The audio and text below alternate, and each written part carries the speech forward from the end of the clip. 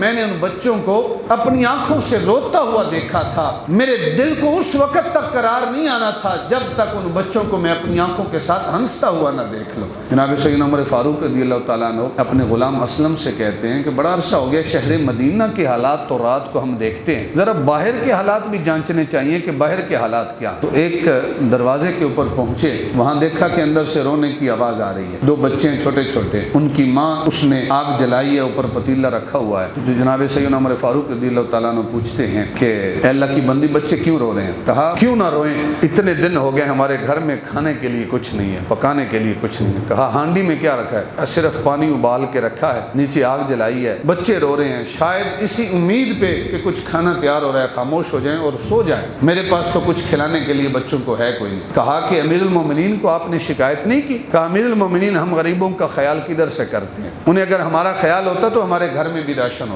تو جناب سیدنا عمر فاروق رضی اللہ تعالیٰ عنہ نے کہا کہ آپ نے اطلاع تو پہنچانی تھی۔ اس عورت نے کہا کہ اگر امیر المومنین کو ہماری فکر نہیں ہے، انہیں پتہ نہیں ہے کہ ہمارے گھر میں راشن نہیں ہے، تو امیر المومنین کو پھر ہمارے اوپر حکمرانی کا حق حاصل نہیں ہے۔ سیدنا عمر فاروق نکلے، اپنے غلام سے کہا کہ چلو بیت المال پہنچے، وہاں سے راشن اٹھایا اور راشن اٹھا کے اپنے کندھے پہ رکھا۔ غلام کہتا حضور مجھے دے دے، میں ہوں ساتھ۔ کہا نہیں، قیامت کے دن میرا بوجھ اٹھا لے گا؟ غلام نے کہا حضور قیامت کے دن تو بوجھ اٹھانا مشکل ہے، ہر بندہ اپنا بوجھ اٹھائے گا۔ کہا پھر زندگی میں بھی مجھے اپنا بوجھ اٹھانے دو۔ وہ راشن کا سارا سامان اٹھایا، اپنی پیٹھ پہ رکھا اور اس عورت کی جھونپڑی کی طرف چل پڑا۔ راستے میں غلام کہتا ہے کہ آپ کو شدید تھکاوٹ کا احساس ہوا، آپ کی سانس پھولنے لگی۔ میں نے پھر کہا حضور مجھے دے دے، راشن میں اٹھاتا ہوں، میں غلام ساتھ ہوں جو۔ لیکن آپ نے کہا کہ نہیں میں ہی اٹھاؤں گا۔ جب اس گھر پہنچے، اپنے ہاتھوں سے گیلی لکڑیاں تھیں، غلام کہتا ہے کہ سیدنا عمر فاروق رضی اللہ تعالیٰ عنہ نے اپنے ہاتھوں سے لکڑیوں کو توڑا اور آگ جلائی، اور آگ جلانے کے لیے پھونک مار رہے تھے